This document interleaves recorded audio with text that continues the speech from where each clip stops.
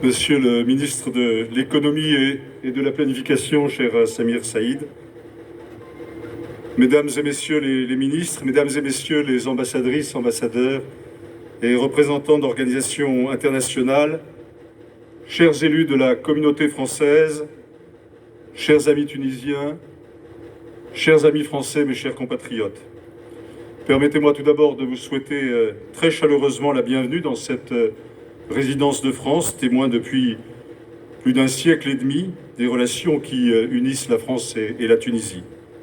Mon épouse et moi-même sommes très heureux de vous y accueillir ce soir et de renouer après quelques années de disette avec cette belle tradition de célébration du 14 juillet.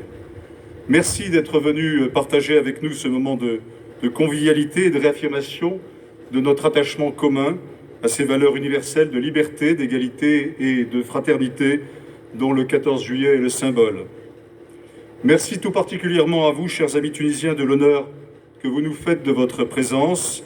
C'est elle qui donne à ce rassemblement tout son sens et témoigne de la force des liens qu'une histoire mouvementée mais féconde a tissé entre nos deux pays et nos deux peuples. Une histoire dont il nous appartient à nous et demain à nos enfants d'écrire une nouvelle page.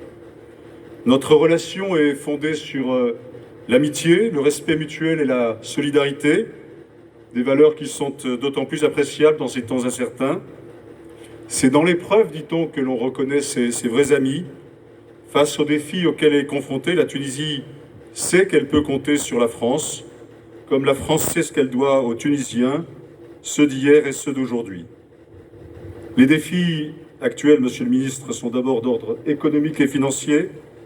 Après la Révolution, l'appui de la France en faveur du développement de la Tunisie s'est fortement accru. Plus de 2 milliards d'euros ont été engagés depuis 2011 par l'Agence française de développement pour financer des projets dans les domaines des infrastructures, de la rénovation urbaine, du développement rural, de l'accès à l'eau et à l'assainissement, de la formation professionnelle des jeunes.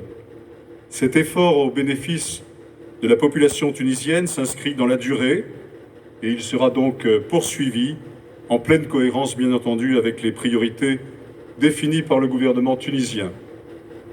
Mais aujourd'hui, l'urgence frappe à la porte, déjà affaiblie par le retard apporté aux réformes, par les conséquences de la crise libyenne et les attentats de 2015-2016. L'économie tunisienne a subi de plein fouet les effets de la crise sanitaire. S'y ajoutent maintenant ceux de la guerre d'agression menée par la Russie à l'encontre de l'Ukraine, qui fait planer une lourde menace sur les approvisionnements en produits de base et sur des finances publiques déjà très fragilisées. Dans ce contexte, la France se tient aux côtés de la Tunisie et du peuple tunisien. Elle l'a démontré durant la crise sanitaire, en fournissant des quantités importantes de vaccins, mais aussi de matériel et équipements divers destinés aux hôpitaux tunisiens. Avec nos partenaires de l'Union européenne et du G7, nous sommes mobilisés aujourd'hui pour aider la Tunisie à se prémunir autant que possible des conséquences de la crise ukrainienne, notamment en ce qui concerne l'approvisionnement du pays en céréales. Enfin, nous nous tenons prêts avec ces mêmes partenaires au succès des réformes qui seront entreprises par le gouvernement tunisien.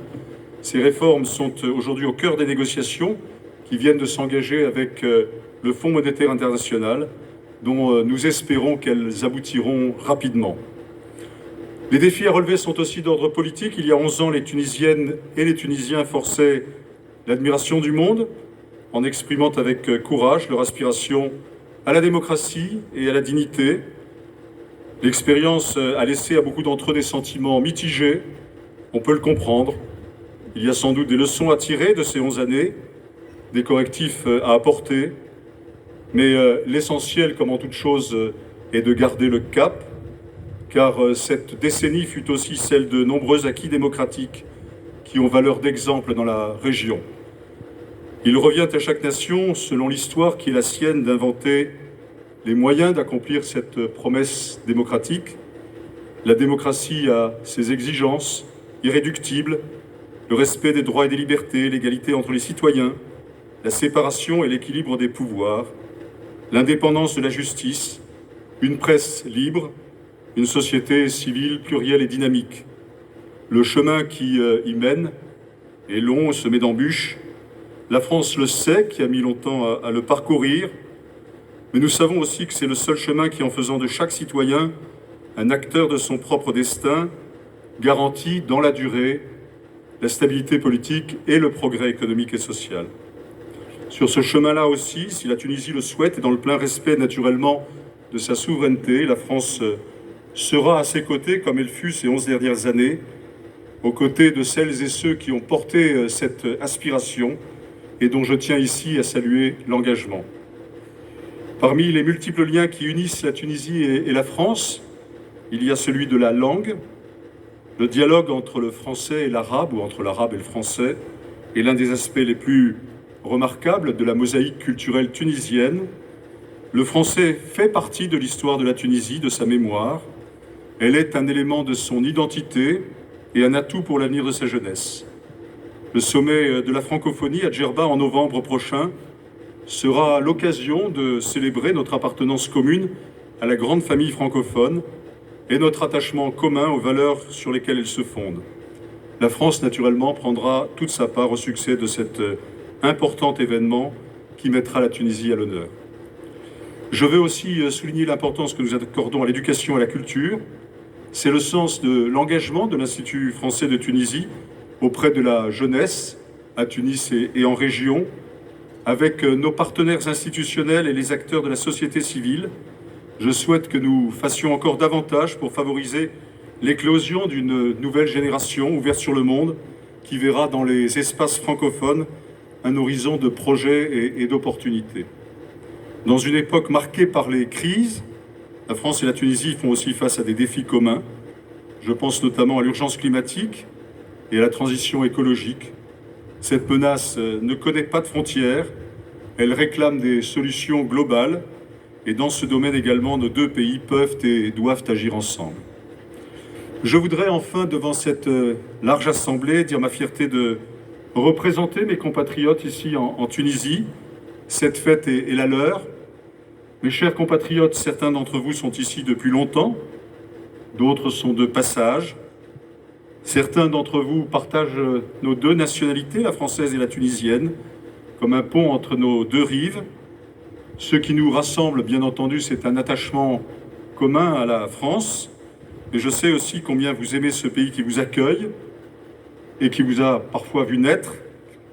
Et je sais combien vous appréciez d'y vivre et combien vous êtes sensible à l'hospitalité de nos hôtes tunisiens, à la beauté du pays, à la richesse de sa culture et de ses traditions. Tout comme les Tunisiens de France, vous êtes le lien vivant entre nos deux pays, un lien que chacun, à sa manière, là où il vit, là où il travaille, s'emploie à renforcer jour après jour. Je voulais vous dire que je vous en étais profondément reconnaissant. Mes derniers mots seront pour l'ensemble de mes collègues de l'ambassade, des services, des opérateurs, et pour tous nos amis tunisiens, dont beaucoup sont présents ici ce soir, à qui revient la tâche d'animer et de renforcer au quotidien notre beau partenariat. Ils le font, je le sais, avec beaucoup d'engagement et de conviction. À eux aussi, par conséquent, je souhaite adresser ce soir un grand merci. Un grand merci enfin à tous les membres de nos équipes qui ont contribué à faire de cette soirée un moment d'amitié et de convivialité. Je vous remercie de votre attention. Excellente soirée à tous. Vive la Tunisie, vive la France et vive l'amitié entre nos deux pays.